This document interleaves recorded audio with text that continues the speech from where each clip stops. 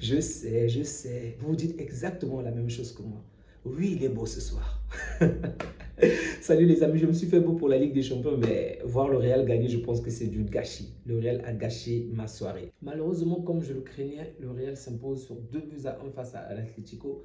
C'est vrai qu'ils étaient à domicile, mais j'espérais un résultat complètement différent, en minima en faveur au match nul, ok? Sinon, en faveur de l'Atlético de Madrid. Mais comme je l'avais déjà dit dans la précédente vidéo sur le débriefing de cette Ligue des Champions, l'Atlético face au Real de Madrid en Ligue des Champions, c'est toujours du n'importe quoi. D'une manière ou d'une autre, cette équipe finit toujours par s'incliner. Et aujourd'hui encore, on l'a vu, l'Atlético s'est encore incliné. Et pourtant, pendant un bon moment du match, on s'est dit que c'était possible que l'Atlético gagne ce match. Il y a eu un excellent but d'Alvarez. Une excellente performance collective. Mais le Real, c'est le Real. Et lorsque tu ne tues pas le Real finit par te tuer. Et ça, c'est une évidence en Ligue des Champions. Il faut vraiment éviter cela. Bref, l'Atlético s'incline sur 2 buts à 1, mais je pense qu'il y a encore à jouer. Ils ont encore une carte à jouer au match retour. Ça va être compliqué, mais il va falloir qu'ils se donnent à fond, vraiment à fond, du début jusqu'à la fin du match et qu'ils ne se relâchent pas. À aucun moment, ils doivent se relâcher, sinon c'est mort pour eux. Et en dehors de cela également, je pense que le match a quand même été passionnant. Même si en fin de la seconde période, ça a été un peu saoulant, surtout lorsque Griezmann va sortir, on se rend compte que Simeone va jouer vraiment la carte défensive. Mais dans l'ensemble, c'était un match un tout petit peu passionnant, ok? Première période, oui. Deuxième période, en début de la deuxième période, mais après, ça va un peu... Ils vont vouloir préserver le score pour ne pas totalement se dévoiler et mettre en danger le match retour qui va se jouer, je le rappelle, à l'extérieur. Donc, les joueurs de Simeone seront à domicile, les Madriens seront à l'extérieur. Et ça, c'est un tout petit peu régissant. Ça ne veut pas dire que le Real va forcément s'incliner, même si c'est le scénario que je souhaite. Mais ça sera vraiment à l'avantage des Colchoneros. Donc, en attaque, on avait un Griezmann et Alvarez qui, jusque-là, qui ont quand même assez bien joué. Griezmann n'était peut-être pas le meilleur Griezmann que l'on a connu, mais il a quand même fait de bonnes choses de temps en temps. Il pouvait changer d'aile, être à gauche, être à droite, être au centre, être en avant. C'était toujours beau. Et Alvarez qui nous a vraiment béni avec, waouh, un très très bon but. Pour moi, c'est peut-être même le meilleur but de la soirée. Ok, c'était un très très beau but d'Alvarez. Bravo. Évidemment, de l'autre côté du Real, on a aussi vu 2 buts. 2 magnifiques buts, celui de Diaz ainsi que de Rodrigo. Mais pour moi, de très loin, le but d'Alvarez est le meilleur but de la soirée. Et Rodrigo a été le meilleur joueur. Je pense que c'est peut-être parce que le Real a gagné. Si c'était un match nul ou si ça se terminait en faveur de l'Atlético, je pense que Alvarez aurait facilement remporté ce trophée. Je m'attendais vraiment pas. J'ai beau revoir son but plusieurs fois. Je m'attendais même pas à ce qu'il puisse tirer et surtout pas à cet endroit-là. Qu'il puisse en plus marquer cela face à Courtois, ça encore, c'est un exploit. Vraiment, bravo, bravo, bravo Alvarez. Il me batte, c'est un bon joueur et je regrette encore une fois qu'il ne soit pas venu chez nous. Même avant qu'il ne parte à City, je le voulais tellement lorsqu'il était à River Plate. Je le voulais tellement et malheureusement c'est City qui a raflé la mise. Et après, alors qu'il ne brillait pas à City, je le voulais qu'on l'appelle, qu'on l'achète avec Enzo bien évidemment. Mais on n'avait pas les moyens, on n'a pas les moyens. Et aujourd'hui, on ne peut que le regretter. Un joueur comme ça, il devait vraiment apporter quelque chose de différent en attaque, mais bon. On n'a pas de ce genre de joueur qui tire vraiment à distance. À la limite, Rafinha pendant des coups francs, mais bon, pas très souvent en fait. Bon, c'est vrai que ce but le marque, on va dire, dans la surface, mais le tir est tellement beau, vraiment, c'était tellement beau. Bravo, j'ai vraiment été choqué. Donc, pour moi, du côté de l'Atlético, les joueurs qui ont quand même fait un bon match, c'est déjà Simeone, le fils de Simeone, qui a fait un bon match, même sur la sortie. Alvarez a fait un bon match, Griezmann a fait un bon match, et au Black, je dirais moyen, ok. Sinon, De Paul également. De Paul également a fait un bon match. Bon, l'anglais un tout petit peu, mais c'est pas assez à mon goût. Au niveau de l'attaque du Real, je veux me baser sur le Real principalement, j'ai trouvé les attaquants nuls, vraiment nuls, excepté Rodrigo, d'accord? Mais sinon, ils n'ont pas été à la hauteur aujourd'hui. Mbappé n'a pas du tout été à la hauteur. Vinicius n'a pas été à la hauteur, même si en seconde période, une fois que Diaz va marquer le second but, il va essayer de retrouver un peu d'honneur, vouloir pousser de l'avant, faire des dribbles. Mais lorsqu'on prend la globalité du match, c'était trop timoré, c'était trop caché en fait. Ils n'ont pas fait grand-chose. Ils n'ont pas fait grand-chose vraiment. Donc, pour moi, Vinicius et Mbappé ont loupé la soirée d'aujourd'hui, mais ça peut arriver, ok? Il peut arriver qu'une soirée que vous ne puissiez pas être au top, et pour moi, c'est exactement la soirée de Vinicius et Mbappé. Brahim Diaz a fait un très bon match, et même en dehors de son but, dans le somme, il faisait déjà un très bon match. C'était peut-être le joueur qui sortait facilement l'épingle du jeu, avec Rodrigo un tout petit peu, mais vraiment Diaz a fait un très très bon match. Et son but n'a fait que, en fait, l'honorer en fait. C'était un but mérité par rapport à toute la performance qu'il a réalisée tout le long du match. Kamavinga n'a pas été fameux, mais ça peut se comprendre par rapport aux circonstances. Il essaie de faire de bonnes choses de temps en temps, mais ça n'a pas été fameux. D'ailleurs, il n'a pas très bien défendu face à lui, face à Alvarez, ce qui va pousser à ce que Alvarez puisse marquer. C'est Kamavinga, il revient d'une blessure également, donc il faut modérer les propos par rapport à Kamavinga en ce moment. Tchouaméni, je pense qu'il a quand même été très bon, vraiment bon. Ça fait un moment qu'on n'a pas vu ce genre de Tchouaméni en Ligue des Champions, mais généralement, je disais qu'il a été bon ou qu'il a quand même commis une faute. Il a été bon, il a fait quelque chose, mais aujourd'hui, c'était juste qu'il a été bon, juste bon. Bravo à Kama. Rodrigo, parmi les attaquants, il est peut-être celui qui attire le moins de lumière sur lui, mais au final, c'est peut-être le plus régulier, peut-être même le plus intéressant dans l'ensemble en termes de buts, de dribble. Bon, des buts, il a peut-être moins de buts que Mbappé et autres, mais son blague, il est tellement important et il n'attire pas toute la gloire sur lui. Ok, on l'oublie tellement souvent, mais waouh, c'est un fabuleux, c'est un joueur tellement waouh. Vraiment, bravo à Rodrigo. Il a fait un très très bon match et ça me fait mal qu'il puisse jouer au Real parce que il aurait pu être tellement bon, tellement beau avec le véritable maillot, le maillot catalan, mais bref. On n'a pas toujours ce que l'on veut dans la vie, malheureusement. En défense, je veux dire que défensivement, je n'ai pas trouvé Mendy top, mais offensivement, wow. Je crois qu'il est passeur sur les deux buts.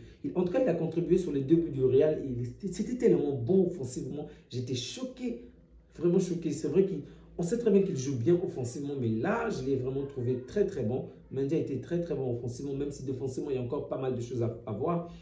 Si l'Atlético avait énormément joué avec les percées dans le dos, directement avec des actions directes, on va dire à une cadence assez régulière, plusieurs actions, je pense que facilement on aurait pu percer la défense du côté de Mendy, mais ce n'est pas le style de l'Atlético, du coup, le Real était un peu sous son siège, même si je pense que en termes de balles, enfin, en termes de jeu, l'Atlético a quand même mené la cadence parce que le Real avait la balle, mais le Real ne faisait rien avec la balle. Ok, on avait juste l'impression que le Real se laissait dominer par l'Atlético. Qu'est-ce que je veux dire par là?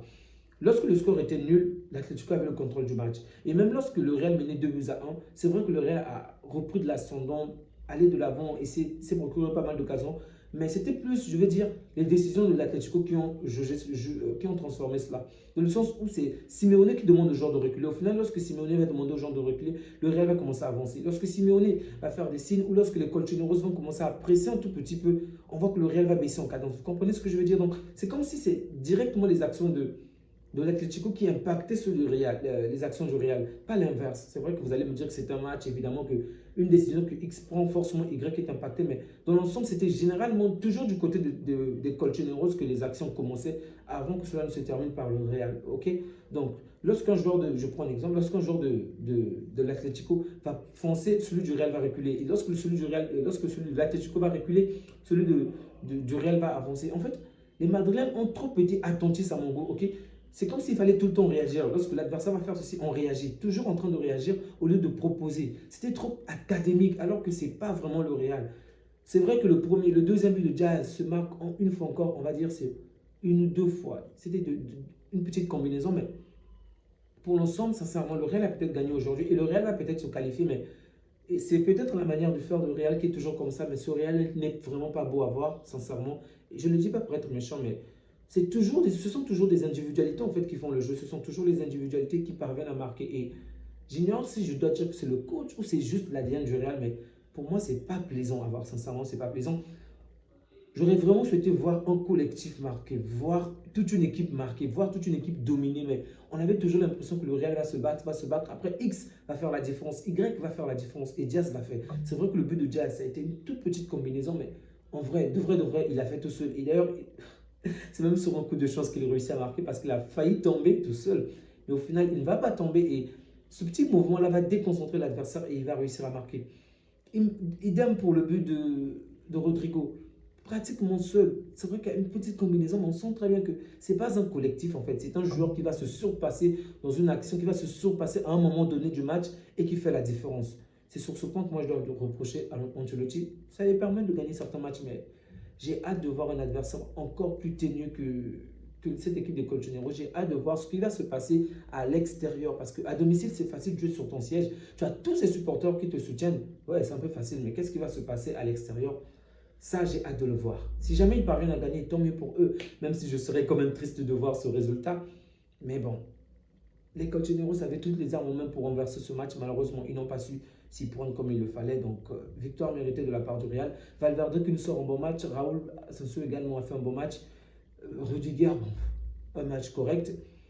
Courtois, pour moi, il n'a pas été mis à l'épreuve assez souvent. Ok, mais dans l'ensemble, on sait très bien son niveau. Donc, ce n'est même pas la peine de débattre sur ce gardien.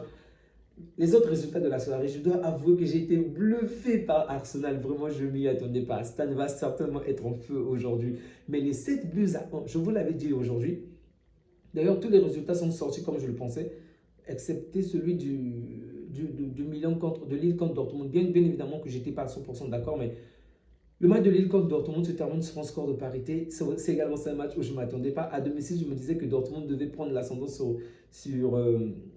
s'appelle comment déjà, sur Milan, sur Lille, excusez-moi, mais finalement j'ai été bluffé de voir que Lille fait encore un match nul. Donc un des deux adversaires sera notre adversaire si l'on parvient à se qualifier face au Benfica. Mais j'ai hâte, vraiment, j'ai hâte de voir lequel des deux va se qualifier.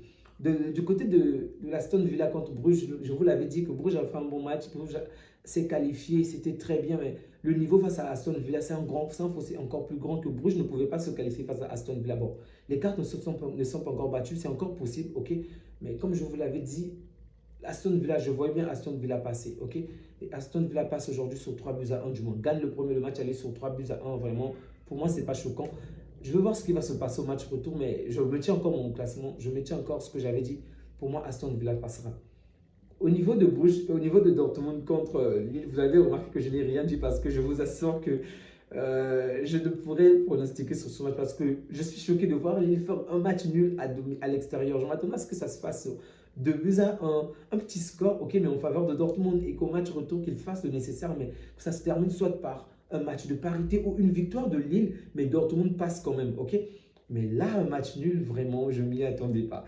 Et je ne sais même pas quelle équipe je dois choisir parce que j'aimerais choisir Dortmund. En tout cas, si jamais on parvient à se qualifier contre Benfica, j'aimerais choisir Dortmund. Mais Dortmund, on les avait déjà battus. Mais ça ne veut pas forcément dire qu'on va les battre encore. Mais tout est possible face à Dortmund. Et pourquoi pas Lille? Mais d'un autre côté, lui, également, Lille a battu les deux clubs, Madrid et l'Atlético de Madrid. Donc, je ne sais pas. Vraiment, je ne sais pas. Tout est possible avec cette équipe. J'espère vraiment qu'ils vont réussir à gagner, qu'ils vont réussir à battre Dortmund. Et ça sera je crois que c'est la première fois qu'ils puissent participer à ce niveau.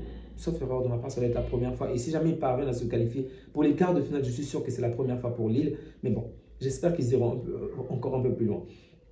Arsenal 7 buts à 1 contre le PSV, c'est ça ma grande surprise de la soirée. Je m'attendais à ce que Arsenal gagne, comme je l'avais déjà dit, que Arsenal puisse gagner, puisse même se qualifier parce qu'en termes de niveau, Arsenal est à un autre niveau face au PSV, ok? Mais 7 buts à 1, waouh! C'est de la folie, c'est de la folie. Comment est-ce qu'ils ont pu marquer cette buts à 1? C'était du baby-foot ou quoi? Vraiment, je suis choqué lorsque j'ai vu le résultat. Je n'ai pas cru. Je me suis dit, attends, ça c'est un match des U19 ou quoi? C'est pas possible. Comment est-ce que le PSV a été aussi nul? 7 buts à 1. Oh, ça c'est un match à revoir. Mais malheureusement, ces derniers temps, je suis tellement surchargé. Et d'ailleurs, je vous présente toutes mes excuses pour les matchs que je n'ai pas débriefés la fois dernière. Pendant tout le week-end, du Barça, j'étais à l'école, du Real, j'étais à l'école où je terminais un examen. Du Paris Saint-Germain, c'était la même chose. Du coup, je ne pouvais vraiment pas débriefer ces matchs-là, vraiment désolé. Mais je vais faire le nécessaire pour débriefer les prochains matchs. Waouh! J'étais vraiment bluffé, vraiment, 7 buts à 1, je n'y ai pas cru, vraiment, c'était difficile à croire. J'ai actualisé. Est-ce que ce sont des U19? Je regarde, mais non. Bravo, bravo, bravo. Là, c'est sûr et certain que Arsenal s'est qualifié. Vraiment, c'est sûr et certain. Tu gagnes à l'extérieur, 7 buts à 1. Si on parvient à faire une remontada chez toi, mon frère, tu ne mérites même plus, vraiment même plus, de participer à la Ligue des Champions pendant 10, voire 15 ans. Parce que c'est pas possible. Vraiment, c'est pas possible. Les amis, on va s'arrêter là. Bravo à Ancelotti qui est resté calme et aujourd'hui, il a gagné. Je veux voir ce que ça va donner parce qu'on a joué contre cette équipe d'Atlético il n'y a pas très longtemps. On a souffert, mais lui, bien évidemment que son équipe a souffert. Au final, ils ont réussi à gagner. Donc, on va apprendre de Ancelotti et je pense que le Barça doit vraiment voir le match de l'Atlético contre le Real. C'est vrai, la compétition est tout autre, donc tout est possible par rapport au championnat ou par rapport à la coupe. Mais ce match-là doit vraiment nous apporter des enseignements par rapport aux faiblesses de l'Atlético. Vraiment, cette défense est certes la meilleure de la Liga, mais elle est tellement friable. Et les erreurs également. Bref, il y a tellement de choses à dire sur l'Atlético. J'espère avoir le temps pour pouvoir débriefer un avant-match du Barça contre l'Atlético.